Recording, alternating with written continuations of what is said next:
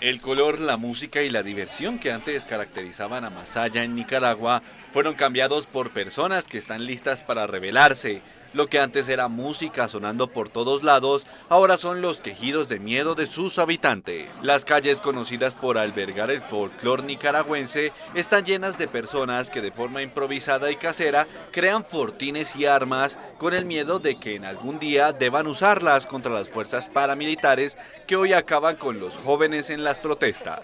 Son armas artesanales, no tienen dinero ni recursos para pelear contra lo que consideran el enemigo, los grupos paramilitares del gobierno, la policía y los miembros de la juventud sandinista.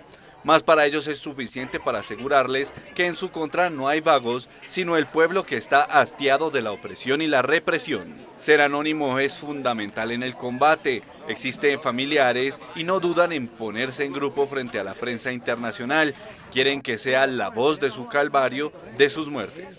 La gente ha levantado sus calles para protegerse, se organizan y se preparan.